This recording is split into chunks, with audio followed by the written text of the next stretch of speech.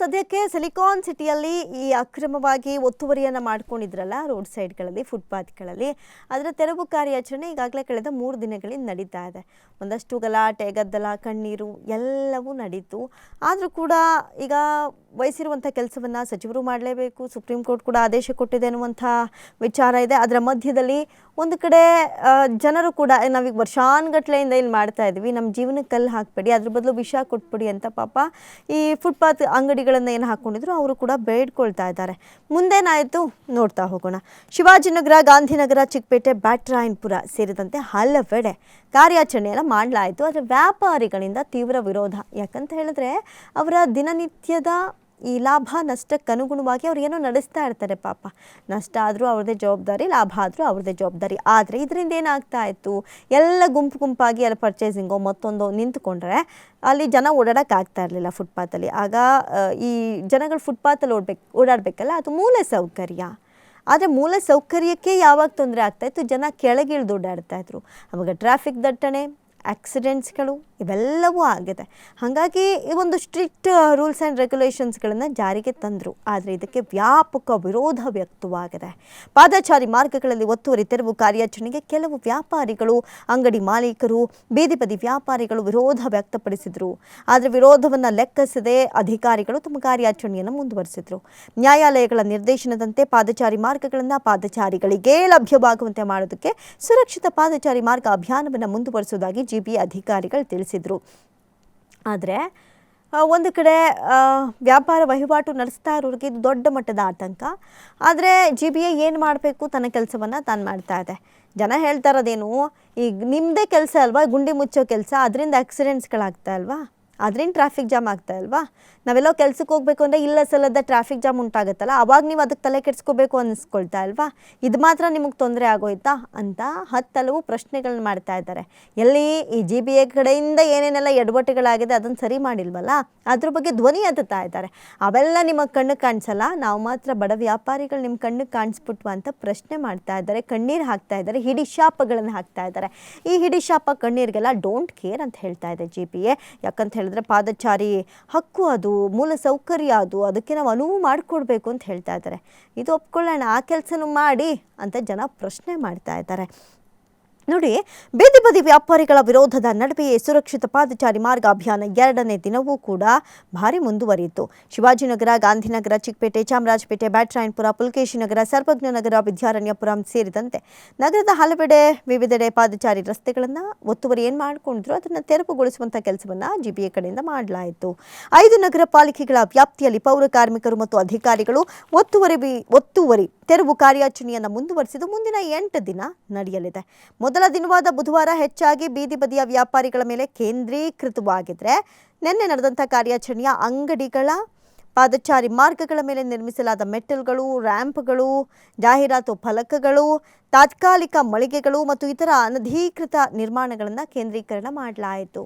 So ತುಂಬಾ ಹುಷಾರಾಗಿ ಹೆಜ್ಜೆ ಇಡುವಂಥ ಕೆಲಸಗಳನ್ನು ಮಾಡಿದ್ರು ಕೂಡ ಜನರ ವಿರೋಧ ಅಂತೂ ತಪ್ಪಿಸ್ಕೊಳ್ಳಿಲ್ಲ. ಯಾಕಂತ ಹೇಳಿದ್ರೆ 16 ವರ್ಷ, 20 ವರ್ಷ, 30 ವರ್ಷ, ನೆನ್ನೆನೂ ಒಬ್ಬರು ಹೇಳ್ತಾ ಇದ್ರು, ನಾವೇ ರಸ್ತೆಯಲ್ಲಿ ಹೋಟೆಲನ್ನು ಆರಂಭ ಮಾಡೋದಕ್ಕಿಂತ ಮೊದಲು ಕಳ್ಳರು ಕಾಕರು ಓಡಾಡ್ತಾ ಇದ್ರು, ಜನ ಈ ರಸ್ತೆಯಲ್ಲಿ ಓಡಾಡೋಕ್ಕೆ ಭಯ ಪಡ್ತಾ ಇದ್ರು. ನಾವು ಧೈರ್ಯವಾಗಿ ಒಂದು ಸ್ಟಾಲ್ಗಳನ್ನು ಹಾಕ್ಕೊಂಡ್ವಿ, ಜನ ಊಟ ಮಾಡೋಕ್ಕೆ ಬಂದರು. ಇವತ್ತು ಕೂಡ ಎಷ್ಟೋ ಜನ ಹುಡ್ಕೊಂಡು ಬಂದಿಲ್ಲ ಊಟ ಮಾಡ್ತಾರೆ. ಇಂಥ ಕೆಲಸಕ್ಕೆ ಯಾಕೆ ಕೈ ಹಾಕ್ತೀರಾ, ನಾವು ವಿಷ ಕುಡಿಬೇಕಂತ ಒಂದಷ್ಟು ಜನ ಪ್ರಶ್ನೆ ಮಾಡಿದ್ರು. ಮತ್ತೊಂದಷ್ಟು ಜನ ಇಲ್ಲ, ಇದು ರೂಲ್ಸ್ ಅಂತ ಬಂದಮೇಲೆ ಏನು ಮಾಡೋಕ್ಕಾಗತ್ತೆ, ಇಷ್ಟು ದಿನ ನಾವು ಹೆಂಗೋ ದುಡ್ಕೊಳ್ತಾ ಇದ್ವಿ, ಅವಕಾಶ ಕೊಟ್ಟರೆ ದುಡಿತೀವಿ, ಇಲ್ಲ ಅಂದರೆ ಪರವಾಗಿಲ್ಲ, ದೇವರು ಹೆಂಗೋ ಭಗವಂತ ದಾರಿ ತೋರಿಸ್ತಾನೆ ಅನ್ನುವಂಥದ್ದು ಹೇಳ್ತಾರೆ. ಆದರೆ ಆಯಾ ದಿನದ ಒಂದು ಲಾಭಕ್ಕೋಸ್ಕರನೋ ಅಥವಾ ಒಂದು ಕಮಿಟ್ಮೆಂಟ್ಗೋಸ್ಕರನೋ ಈ ಒಂದು ಸ್ಟಾಲ್ಗಳನ್ನು ಹಾಕ್ಕೊಂಡು ಅಥವಾ ಪುಟ್ಟ ಅಂಗಡಿಗಳನ್ನು, ಪೆಟ್ಟಿ ಅಂಗಡಿಗಳನ್ನು ಇಟ್ಕೊಂಡು ಈ ಬಿಸ್ನೆಸ್ಸನ್ನು ನಡೆಸ್ತಾ ಇದ್ದವ್ರಿಗೆ ಈಗ ಭಾರಿ ದೊಡ್ಡ ಮಟ್ಟದ ಆತಂಕ. ಹೌದು ನೋಡಿ, JCB, ಟ್ರ್ಯಾಕ್ಟರ್ ಮತ್ತು ಸಿಬ್ಬಂದಿಯನ್ನು ಬಳಸಿಕೊಂಡು ಪ್ರಮುಖ ಮತ್ತು ಉಪಮುಖ್ಯ ರಸ್ತೆಗಳ ಪಾದಚಾರಿ ಮಾರ್ಗಗಳ ಒತ್ತುವರಿಯನ್ನು ತೆರವುಗೊಳಿಸಲಾಯಿತು. ಹಾಗಾಗಿ ಪಾದಚಾರಿ ಮಾರ್ಗಗಳನ್ನು ಆಕ್ರಮಿಸಿಕೊಂಡಿದ್ದ ಶಾಶ್ವತ ಮತ್ತು ಅರೆಶಾಶ್ವತ ಅಡೆತಡೆಗಳನ್ನು ತೆಗೆದುಹಾಕುವ ಮೂಲಕ ಪಾದಚಾರಿಗಳಿಗೆ ಜಾಗವನ್ನು ಮರುಸ್ಥಾಪಿಸುವುದಕ್ಕೆ ಹೆಚ್ಚಿನ ಒತ್ತು ನೀಡಲಾಗಿತ್ತು ಅಂತ ಅಧಿಕಾರಿಗಳು ತಿಳಿಸಿದ್ದಾರೆ.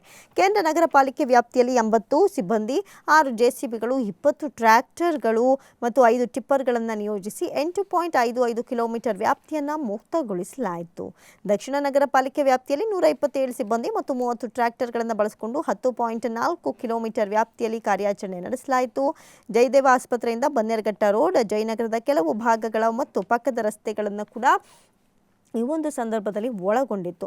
ದಕ್ಷಿಣ ನಗರ ಪಾಲಿಕೆ ವ್ಯಾಪ್ತಿಯಲ್ಲಿ 127 ಸಿಬ್ಬಂದಿ ಮತ್ತು 30 ಟ್ರ್ಯಾಕ್ಟರ್ಗಳನ್ನು ಬಳಸಿಕೊಂಡು ಈ ಕಾರ್ಯಾಚರಣೆಯನ್ನು ಮಾಡಲಾಯಿತು. ಉತ್ತರ ನಗರ ಪಾಲಿಕೆ ವ್ಯಾಪ್ತಿಯಲ್ಲಿ ನೋಡೋದಾದರೆ 108 ಸಿಬ್ಬಂದಿಗಳನ್ನು ಹಾಕಿದ್ರು, 9 JCBಗಳು, 28 ಟ್ರ್ಯಾಕ್ಟರ್ಗಳನ್ನು ಹಾಕಿದ್ರು ಮತ್ತು 1 ಟಿಪ್ಪರನ್ನು ಬಳಸಿ 12.7 ಕಿಲೋಮೀಟರ್ ರಸ್ತೆಯಲ್ಲಿ ಏನೆಲ್ಲ ಮಾಡಬೇಕಾಗಿತ್ತು ಅದನ್ನೆಲ್ಲ ಮಾಡಿದ್ರು. ಪೂರ್ವ ನಗರ ಪಾಲಿಕೆ ನೋಡೋದಾದರೆ ITPL ಮುಖ್ಯ ರಸ್ತೆ, ಹೂಡಿ ಫ್ಲೈಓವರ್ನಿಂದ ಅಯ್ಯಪ್ಪನಗರ, ಕಾಡುಬೀಸ್ನಹಳ್ಳಿ ಸೇತುವೆ, ಗಣೇಶ ದೇವಸ್ಥಾನ ಮತ್ತು ಮಹದೇವಪುರ ಕಾರಿಡಾರ್ ಸೇರಿದಂತೆ 7.5 ಕಿಲೋಮೀಟರ್ ವ್ಯಾಪ್ತಿಯಲ್ಲಿ ಕಾರ್ಯಾಚರಣೆಯನ್ನು ನಡೆಸಿದ್ರು. ಈ ವ್ಯಾಪ್ತಿಯಲ್ಲಿ ಏನೆಲ್ಲ ಅನಧಿಕೃತ ಶಾಶ್ವತ, ಅರೆ ಶಾಶ್ವತ ಈ ಶೆಡ್ಗಳು ಅಥವಾ ಏನು ಈ ಪುಟ್ಟ ಮಳಿಗೆಗಳು ಇದೆಲ್ಲ ನಡೆಸ್ಕೊಳ್ತಾ ಇದ್ರು ಅದನ್ನೆಲ್ಲ ಕ್ಲಿಯರ್ ಮಾಡಿಸುವಂಥ ಕೆಲಸಗಳನ್ನು ಮಾಡಿದ್ರು.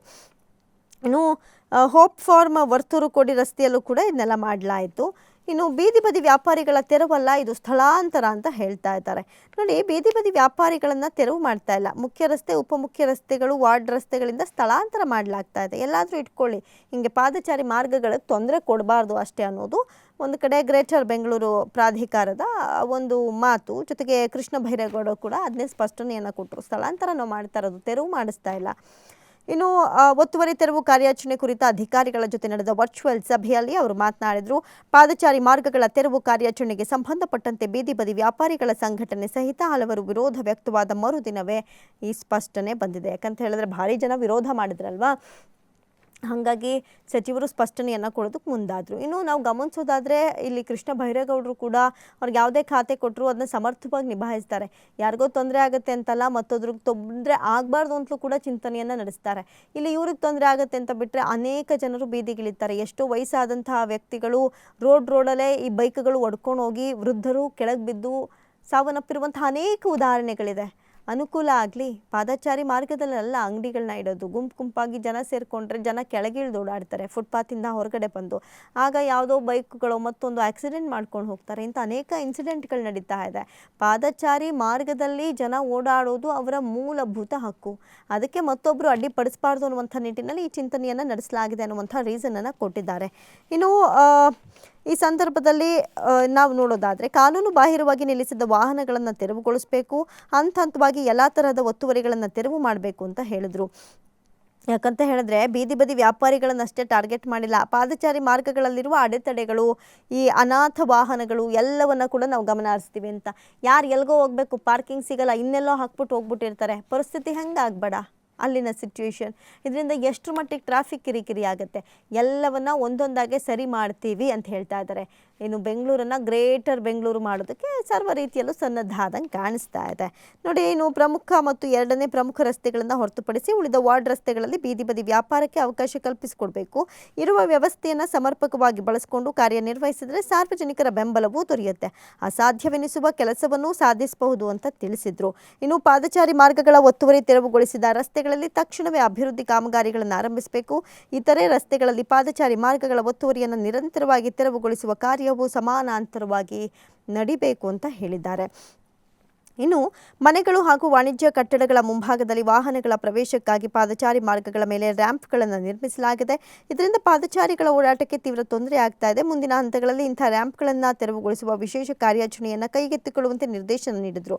ಮುಖ್ಯ ಆಯುಕ್ತ ಎಂ ಮಹೇಶ್ವರ ರಾವ್, ನಗರ ಪಾಲಿಕೆಗಳ ಆಯುಕ್ತರಾದಂಥ ರಮೇಶ್, ಪೊಮ್ಮಲ ಸುನೀಲ್ ಕುಮಾರ್, ಜಗದೀಶ್, ರಮೇಶ್, ರಾಜೇಂದ್ರ ಕೆವಿ ಸಂದರ್ಭದಲ್ಲಿ ಉಪಸ್ಥಿತರಿದ್ದರು. ಎಷ್ಟೋ ಕಡೆ ಈ ಅವರವರ ಮಳಿಗೆಗಳಿಗೆ ಹೋಗೋದಕ್ಕೋಸ್ಕರ ಒಂದು ರ್ಯಾಂಪ್ಗಳನ್ನೇ ಹಾಕ್ಕೊಂಡ್ಬಿಟ್ಟಿರ್ತಾರೆ. ಗಾಡಿಗಳು ಸರಾಗವಾಗಿ ನಡಿಬೇಕು, ಅಷ್ಟರ ಮಟ್ಟಿಗೆ ಸ್ಲೋಪ್ ಆಗಿ ಇದನ್ನೆಲ್ಲ ಅಳವಡಿಸ್ಕೊಂಡ್ಬಿಟ್ಟಿದ್ದಾರೆ. ಫುಟ್ಪಾತ್ ರಸ್ತೆ ಮೇಲೆ ಈ ರೀತಿಯಾಗಿ ರ್ಯಾಂಪ್ಗಳನ್ನು ಹಾಕೊಳ್ಳೋದು, ಈ ಸ್ಲೋಪ್ ವೇಗಳನ್ನು ಅವರೇ ನಿರ್ಮಿಸ್ಕೊಂಡ್ಬಿಡೋದು, ಇದೆಲ್ಲ ಸೂಕ್ತ ಅಲ್ಲ. ಇದ್ರ ಬಗ್ಗೆ ಕೂಡ ನಾವು ಗಮನ ಹರಿಸ್ತೀವಿ ಅಂತ ಹೇಳಿದ್ದಾರೆ. ಇನ್ನು 10ರಿಂದ ಅನಾಥ ವಾಹನಗಳ ತೆರವು ಅಭಿಯಾನ ಆರಂಭ ಆಗುತ್ತೆ. ಈಗಾಗಲೇ ನೋಡಿ, ಈ ರೀತಿಯಾಗಿ ಫುಟ್ಪಾತ್ ಒತ್ತುವರಿ ಕೆಲಸಗಳನ್ನು ಮಾಡ್ತೀವಿ ಅಂತ ಈ ಹಿಂದೆ ಸೂಚನೆಯನ್ನು ಕೊಟ್ಟಿದ್ರು. ಒಂದು ವಾರದ ಗ್ಯಾಪಲ್ಲಿ ಆ ಕೆಲಸಗಳನ್ನು ಮಾಡ್ತಾ ಇದ್ದಾರೆ. ಈಗ ಜುಲೈ 10ರಿಂದ ಈ ಅನಾಥ ವಾಹನಗಳಿರ್ತವಲ್ಲ ಅವುಗಳ ತೆರವು ಅಭಿಯಾನ ಆರಂಭ ಆಗುತ್ತೆ ಅಂತ. ನಗರದ ರಸ್ತೆ ಬದಿಗಳಲ್ಲಿ ನಿಂತಿರುವ ವಾರಸುದಾರರಿಲ್ಲದ ವಾಹನಗಳ ತೆರವು ಕಾರ್ಯಾಚರಣೆಯನ್ನು ಜುಲೈ 10ರಿಂದ ಆರಂಭಿಸಬೇಕು ಅಂತ ಸಚಿವ ಕೃಷ್ಣ ಬೈರೇಗೌಡ ಅಧಿಕಾರಿಗಳಿಗೆ ಸೂಚನೆ ಕೊಟ್ಟಿದ್ದಾರೆ. ಯಾರೋ ಎಲ್ಗೋ ಹೋಗೋಕ್ಕೆ ಎಲ್ಲೋ ಗಾಡಿನ ಹಾಕ್ಬಿಟ್ಟು ಇಲ್ಲಿ ಸೇಫ್ ಆಗಿರುತ್ತೆ ಅಂತ ನಿಲ್ಲಿಸ್ಬಿಟ್ಟು ಹೋಗ್ಬಿಟ್ಟಿರ್ತಾರೆ. ಅದರಿಂದ ಅನೇಕ ಜನರಿಗೆ ತೊಂದರೆ ಆಗುತ್ತೆ. ಈಗ ಆ ಮಾಲೀಕರಿಗೆ ಹಾಕಕ್ಕೆ ಜಾಗ ಇರಲ್ಲ, ಕೀ ಇರಲ್ಲ, ಅಲ್ಲಿ ಯಾರನ್ನಾರು ಕೇಳೋಣ ಅಂದರೆ ಆ ಗಾಡಿ ಓನರ್ಗಳಂತೂ ಇರೋದೇ ಇಲ್ಲ. ಇಂಥದ್ದು ಅನೇಕ ಕಥೆಗಳಿದೆ ನಮ್ಮ ಬೆಂಗಳೂರಲ್ಲಿ. ಅದರಲ್ಲೂ ಕೂಡ ಸಣ್ಣ ಸಣ್ಣ ರೋಡ್ಗಳಲ್ಲಿ ಕಾರ್ ಹೊಂದಿರುವವರ ಪರಿಸ್ಥಿತಿ ಅಂತೂ ಕೇಳಂಗೆ ಇಲ್ಲ. ಅವ್ರ ರೋಡಲ್ಲಿ ಅವ್ರು ನಿಲ್ಸ್ಕೊಳ್ಳೋಕ್ಕಾಗಲ್ಲ, ಇನ್ನೊಂದು ರೋಡಲ್ಲಿ ನಿಲ್ಲಿಸ್ಬಿಟ್ಟು ಬಂದಿರ್ತಾರೆ. ಹೀಗೆ ಅನೇಕ ಕಥೆಗಳಿದೆ, ಒಂದು ರೀತಿಯಾದಂಥ ಕಥೆಗಳಲ್ಲ. ಹಾಗಾಗಿ ಇಂಥ ಅನಾಥ ಅಂದರೆ ಈ ಹೇಳೋರು ಕೇಳೋರು ಇಲ್ಲದೆ ಗಾಡಿಗಳು ಎಲ್ಲಿ ಬೇಕೋ ಅಲ್ಲಿ ನಿಂತಿರುತ್ತಲ್ಲ, ಅಂಥ ಗಾಡಿಗಳನ್ನು ಕೂಡ ತೆರವು ಅಭಿಯಾನವನ್ನು ಆರಂಭಿಸ್ತೀವಿ. ಯಾವಾಗಿಂದ ಅಂದರೆ ಇದೇ ಜುಲೈ 10ರಿಂದ. ಈಗಾಗಲೇ ಎಲ್ಲಿ ಜನಗಳಿಗೆ ತೊಂದರೆ ಆಗುತ್ತೋ ಆ ಕೆಲಸಗಳಲ್ಲಿ ಆ ಒಂದು ಈ ಅರೆ ಶಾಶ್ವತ ಅಥವಾ ಶಾಶ್ವತ ಈ ತೊಂದರೆಗಳನ್ನು ಕಂಪ್ಲೀಟಾಗಿ ಮುಚ್ಚಾಕುವಂಥ ಕೆಲಸಕ್ಕೆ GBA ಮುಂದಾಗ್ತಾ ಇದೆ. ಈಗ 10ನೇ ತಾರೀಕಿಂದ ಜುಲೈ 10ನೇ ತಾರೀಕಿಂದ ಈ ಅನಾಥ ವಾಹನಗಳಿರ್ತಾವಲ್ಲ, ಹೇಳೋರಿಲ್ಲ ಕೇಳೋರಿಲ್ಲ, ಎಲ್ಲಿ ಬೇಕೋ ಅಲ್ಲಿ ಪಾರ್ಕ್ ಮಾಡ್ಬಿಟ್ಟು ಹೋಗ್ಬಿಟ್ಟಿರ್ತಾರೆ, ಎಷ್ಟೇ ಹುಡುಕಿದ್ರು ಓನರ್ಗಳು ಸಿಗಲ್ಲ. ಇಂಥ ಏನು ಗಾಡಿಗಳಿರುತ್ತೆ ಅವುಗಳನ್ನ ಎತ್ತಾಕೊಂಡು ಹೋಗೋ ಕೆಲಸಗಳು ಮಾಡೋದಕ್ಕೆ ಮುಂದಾಗಿದ್ದಾರೆ. ಈ ಒಂದು ಅಭಿಯಾನ ಕೂಡ ಇನ್ನೇನು 10ನೇ ತಾರೀಕಿಂದಲೇ ಆರಂಭ ಆಗ್ತಾ ಇದೆ. ಆಮೇಲೆ ಬಂದು ಅಯ್ಯೋ ನಾನು ಇಲ್ಲೇ ನಿಲ್ಲಿಸ್ಬಿಟ್ಟು ಹೋಗಿದ್ದೆಪ್ಪ, ನನ್ನ ಗಾಡಿ ಸಿಗ್ತಾಯಿಲ್ಲ ಅಂತ ಬಾಯ್ ಬಡ್ಕೊಳ್ಳೋಕ್ಕಿಂತ ಮೊದಲು ನಿಮ್ಮ ಗಾಡಿಗಳು ಎಲ್ಲೆಲ್ಲಿದೆ ಅದನ್ನ ಜೋಪಾನವಾಗಿ ಎಲ್ಲೆಲ್ಲಿ ನಿಲ್ಲಿಸ್ಕೊಬೇಕು ಅದ್ರ ಬಗ್ಗೆ ಫೋಕಸ್ ಮಾಡಿದ್ರೆ ಒಳಿತು. ಇಲ್ಲಾಂದರೆ ಎತ್ತಾಕೊಂಡು ಹೋಗ್ತಾ ಇರೋದೆ. ಇನ್ನು ನಗರದ ಪಾಲಿಕೆ ಹಾಗೂ ಸಂಚಾರ ವಿಭಾಗದ ಪೊಲೀಸರ ಸಮನ್ವಯದೊಂದಿಗೆ ಅಗತ್ಯ ಸಿದ್ಧತೆಗಳನ್ನು ಮಾಡಿಕೊಳ್ಬೇಕು, ವ್ಯವಸ್ಥಿತ ಕಾರ್ಯ ಯೋಜನೆ ರೂಪಿಸಿ ಅಭಿಯಾನವನ್ನು ಪರಿಣಾಮಕಾರಿಯಾಗಿ ನಡೆಸಬೇಕು ಅಂತ ಹೇಳಿದ್ದಾರೆ. ಇನ್ನು ಬೀದಿ ಬದಿ ವ್ಯಾಪಾರಿಗಳಿಗೆ ವಾಹನ ವಿತರಣೆ ಅಂತ CM ಹೇಳಿದ್ದಾರೆ. ಯಾಕಂತ ಹೇಳಿದ್ರೆ ಒಂದು ಕಡೆ ವ್ಯಾಪಾರಿಗಳು ಅವರ ಬಡತನನೋ ಮತ್ತೊಂದು ಏನೋ ಒಂದು ಮಾಡ್ಕೊಂಡಿರ್ತಾರೆ. ಎಲ್ಲವನ್ನ ಎತ್ಕೊಂಡು ಹೋಗ್ಬಿಟ್ರೆ ನಮ್ಮ ಪರಿಸ್ಥಿತಿ ಏನು ಅನ್ನೋರಿಗೆ ನೋಡಿ, ಬೀದಿ ಬದಿ ವ್ಯಾಪಾರಿಗಳಿಗೆ ವಾಹನ ವಿತರಣೆ ಯೋಜನೆ ಶೀಘ್ರದಲ್ಲೇ ಜಾರಿಗೆ ತರಲಾಗುತ್ತೆ ಅಂತ CM DKಶಿ ತಿಳಿಸಿದ್ದಾರೆ.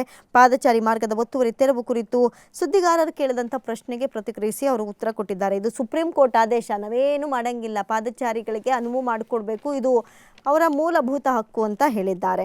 ಇದರ ಅನುಸಾರ ಪಾದಚಾರಿ ಮಾರ್ಗ ಒತ್ತುವರಿ ತೆರವಿಗೆ ಎಲ್ಲ ಪಕ್ಷಗಳ ಶಾಸಕರು ಒಪ್ಪಿಗೆ ನೀಡಿದ್ದಾರೆ ಅಂತ ಹೇಳಿದ್ದಾರೆ. ಯಾಕಂತ ಹೇಳಿದ್ರೆ ಇದು ತುಂಬ ಮುಖ್ಯ ಆಗುತ್ತೆ. ಕೆಲವೊಂದು ಕಡೆ ಇದನ್ನೇ ಬೇಸರ ವ್ಯಕ್ತಪಡಿಸ್ಬೋದು, ಹೆಂಗೋ ಬಡವರು ಕೂಲಿ ಕಾರ್ಮಿಕರ ಬದುಕಕ್ಕೂ ನೀವು ಬಿಡಲ್ಲ ಅಂತ. ಸೊ ಹಿಂಗಿರುತ್ತೆ ಸಿಚುವೇಶನ್. ಹಾಗಾಗಿ DKಶಿ ಒಂದು ತಳ್ಳೋ ಗಾಡಿ ವ್ಯವಸ್ಥೆಯನ್ನು ಮಾಡಿಕೊಡ್ತೀವಿ ಅನ್ನುವಂಥ